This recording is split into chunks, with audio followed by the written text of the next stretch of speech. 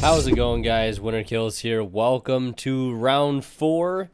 Round 4 feature match of the Frostbite circuit opener. I apologize that the uploads have been a bit scarce the past few days. I've been working on a lot of stuff at home. Currently building a studio in my basement to do most of my video editing and streaming and recording from. If you guys want to get updates on that, check out Discord. I've been posting a lot of stuff there. So, been very, very busy the past few days with a lot of home improvements and a lot of stuff just to help advance the channel.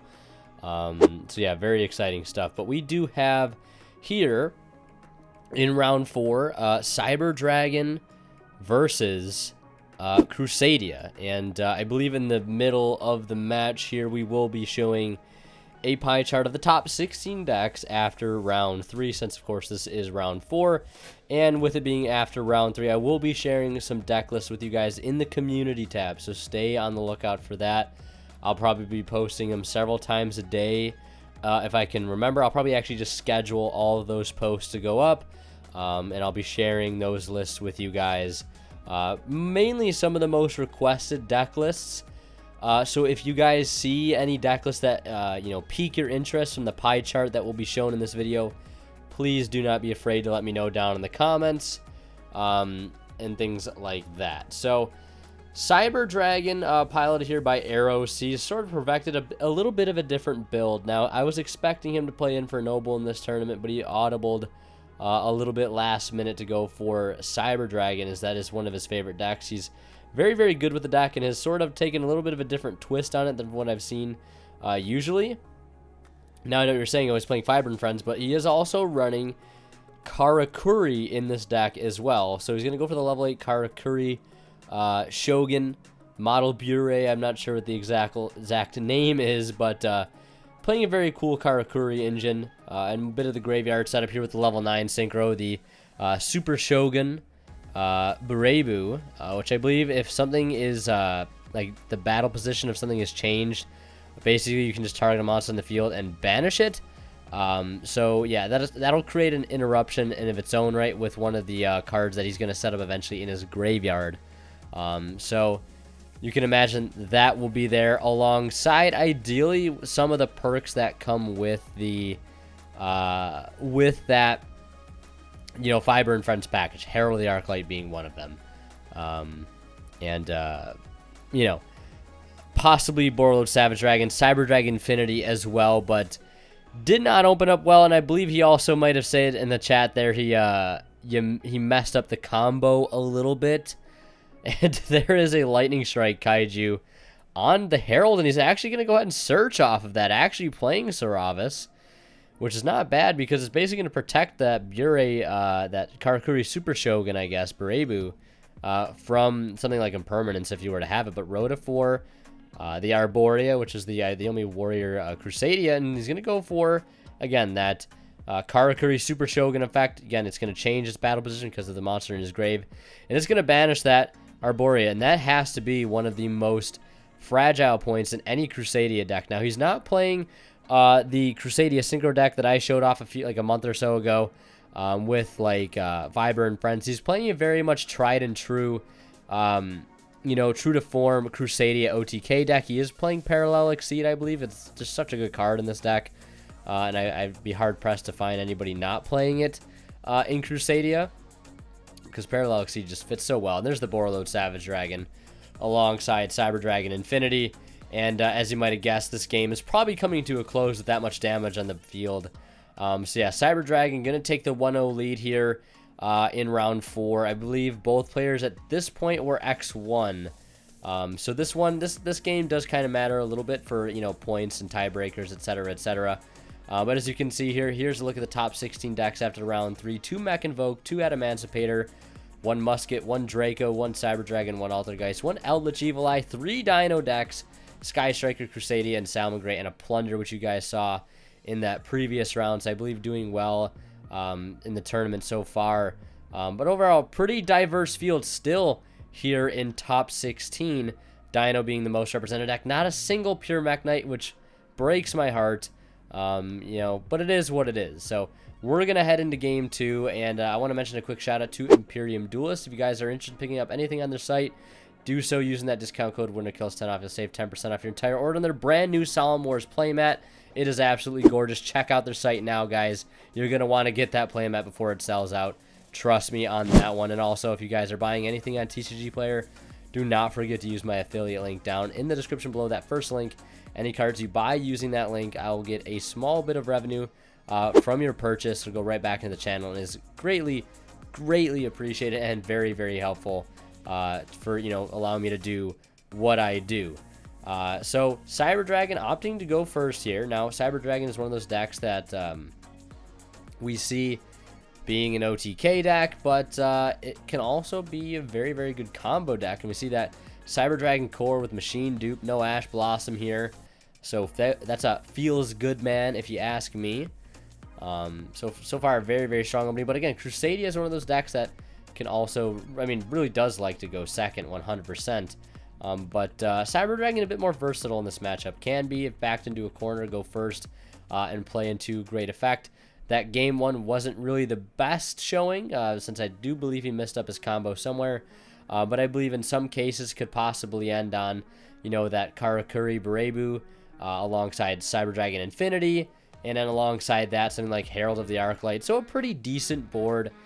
You know, all the perks of the Cyber Dragon engine with that easy, quick turnaround in turn 3 for a swift OTK. And, you know, all things considered with the Cyber Dragon engine and doing what it does. So we're going to see Needle Fiber now after we've established our Cyber Dragon Infinity. So we're pretty much safe at this point from any hand traps, because I believe that was the 5th summon. I could be wrong, but I believe it was the 5th summon. And then Fiber and Friends into Auroradon. And this will get us, I believe, yeah, into that Borreload Savage Dragon alongside Herald of the Arclight. Or he may go for the Karakuri play, as he's going to go ahead and tribute off a token in Auroradon itself for none other than O-Lion. So I think we'll probably see, instead of the Savage Dragon route, going to opt to use that Karakuri stuff and get into that. So opting to take the removal, I guess, as opposed to the negation, also making the deck a little bit different. Stands out a little bit as opposed to just being generic Fiber and Friends, you know, Herald, Savage, and the Cyber Dragon face. So taking a little different route here, which is kind of nice, because the Karakuri stuff can be kind of cool. Summoning one from deck here. I'm not entirely sure which one it is, but either way, it's just going to be, I think it might just be vibing on the board for the time being. The Kunamzen, not entirely sure. But I believe if it's attacked, this card is targeted for an attack. Change the battle position of this card. I can't really read that text there, as I do have to watch on reduced quality while I do these commentaries, as I've said in the past. And it does make things very, very hard to read. But either way, there's Dark Ruler No More on behalf of our our Crusadia player.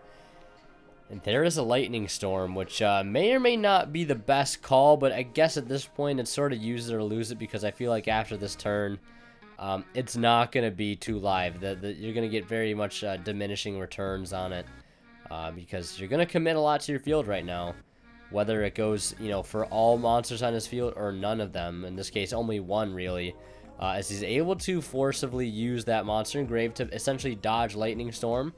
But the important thing is here is that crucial normal summon will go through. And does he have Parallel Exceed? It looks like he does, which is very, very good. It's a very optimal start, because not only will he get Nibiru protection himself at this point in the combo, but he's also chain blocking that search from that Magus, which is going to go ahead and get him another extender alongside something like Crusadia Draco, which will get back Arborea, which will allow him to extend further into the combo on top of any other cards he may have left in his hand. So glad to see Crusadia get a little sort of pseudo support alongside, you know, in the form of the Parallel Exceed. Very, very nice. So, of course, Trap Checks Rafflesia here for the Gravedigger's Trap Hole setup. There is Draco. Now, we can't OTK here, obviously, because of Dark Ruler No More, but that's fine. I'm going to go ahead and try to establish a field that once he is able to clear this field, hopefully if he is, to be able to go in and secure a game. Now, he definitely can clear the field because of that card he just searched. So, giving himself a good way to deal with boards out after, you know, Dark Ruler No More. Because one of the big things with Crusadia is the OTK factor. It's one of the biggest things with Crusadia. But what happens when you can't OTK? You got to have a bit of a backup. You got to put up some resistance. Luckily, Maximus does help with that. And luckily in this case, Rafflesia will help out quite a bit. But this is going to allow him to attack all monsters his opponent controls once each. And that Maximus, in most cases, is going to be very, very strong in the terms of the attack. So he does have himself 2 interruptions right now, which is not terrible, considering the opponent only has 3 cards in hand to work with. So, all 3 of them better be very good and sort of bait-worthy, or else this, in of itself, might be enough to allow for a Game 3. But looks like he's going to banish Cyber Dragon Core. You always forget that Core has a graveyard effect. But it looks like he's going to go ahead and use Rafflesia. There's the Gravedigger's Trap Hole. That is going to negate it. So again, saving that advantage in the hand. He is down 2,000 life points, though, which is pretty nice. It's good to sort of make up for the damage he missed out on last turn. Although, granted, even with Lightning Storm not going... Even with, Lightning Storm sort of flopping last turn and Dark Lord No More still resolving... I feel like either way he wasn't going to put on enough damage for game regardless, since everything was in defense position. So that Dark Lord No More factor really not making too big of a difference here. So we're going to see Cyber Dragon Noxter try to resolve here, but the Maximus is going to tribute off Reclusia and say no to that. It's targeting Cyber Dragon Infinity, so you really don't have a choice other than to get rid of that. But there is some things you do got to watch out though for with Cyber Dragon, is one of those things being the contact fusion. And speaking of, there it is. And imagine we'll see the Mega Fleet Dragon, and that is going to do it for his turn. Clearing Maximus is not a bad idea because it gets rid of an interruption of its own right. Well, I'm pretty sure it has to clear a Crusadia, but he could have potentially drawn into Crusadia this turn and just summoned it out on the field to get access to that interruption. But it looks like he doesn't have any follow-ups. He does have a Rafflesia, which is better than nothing. It does have a pretty good amount of defense, so the Mega Fleet itself won't even be able to get over it at this point. But there is a Galaxy Soldier discarding Cyber Dragon and searching another copy of itself. You hate to see it. That's a pretty good card to go ahead and activate at this point. It looks like he's going to normal summon that Galaxy Soldier as well. And imagine you might play more than one copy of Cyber Dragon. Nova actually not going for River Stormer. Something I wasn't really expecting. I did spectate this match when I was recording it, but that was like about a week and a half ago, so I don't entirely remember everything that happened, so some of these things are sort of fresh once again. And he's just going to go ahead and, stalemate into it, so to speak, and pass. Getting a search out of it. He's sort of playing the stall game. He's kind of just saying, like, if I get a few turns here, if I can go into River Stormer, I can just try to gain a little bit of resources slowly but surely and try to pop off next turn. And now this River Stormer has sort of become a threat because if it stays in the field, it's going to allow him to get 2 free cards. 2 cards of his choosing directly to his hand. Which you don't really want to do at this point, especially if you're not doing anything on your turn to sort of counteract that. So it looks like we'll see the Arborea be normal summoned. I believe Arborea is still in grave also. So that could form a great deal of protection. And this is the most unfortunate part about the entire match, I believe, now I remember, is that he actually sided out his fusions for Vert Anaconda, which you hate to see. Because that is going to put a massive wrench in his plans. It's a little bit of a side decking error there for Mr. Wooble. But nonetheless, still a valiant effort, I will say. As Deskbot, I believe 3 hits the field. And so does Quick Draw Synchron. He's going to go into a Predaplant Vert Anaconda himself. You can only imagine now, yep, there's Overload Fusion. He's going to try to close out the game right now with a Chimera Attack Rampage Dragon. Hit him for as much damage as he possibly can. There's only 1 monster on the side of the field. Arborea cannot protect, unfortunately. We have a Search Noxter off of hers. And he's going to go into battle phase, crashing Anacondas just to open up the field directly for that Rampage Dragon. Be able to swing in multiple times at 2100. There's 21 once. And going twice. And we will be able to attack 4 times. If only 3, he still has River Stormer to back it up. And yeah, so River Stormer swinging in for the final bit of damage. And Cyber Dragon taking the match 2-1, or 2-0 rather. Cyber Dragon winning 2-0 over Crusadia. I should have both of these deck lists up soon for you guys to check out. And alongside other deck lists, I will try to post them, you know, quite a bit. I don't want to flood the feed too much, but I do want to get these deck lists out to you guys because I did promise the players that I would show off their list to you guys in the community tab. So check out their list, give them some feedback, congratulate some of the players that have made it a little bit farther into the tournament. And yeah, thank you guys so much for watching. I really do appreciate it. Again, check out Imperium Duelist's new playmat, Solemn Wars.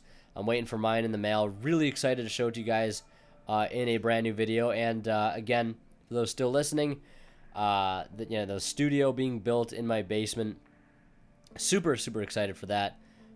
It's gonna allow me to increase productivity, just really be super ultra motivated. I just cannot wait to work down there and just all around continue to dominate and do even better and make bigger strides and just get more things done and overall just make things better. Just work harder and just not let you guys down and just bring better stuff to the table day in and day out. So again, if you guys want to see updates of that, because I'm posting pictures, video updates in my Discord, check it out. Link to that below. And yeah, as always, Winter Kill signing out. We'll see you guys in the next one. And last but not least, a huge shout out to my Divine level channel members here on YouTube. Academic Thick, Travis Harrison, Zors. Thank you guys so much for continuing to generously support the channel as you have. It is greatly appreciated. Again, thank you guys so much.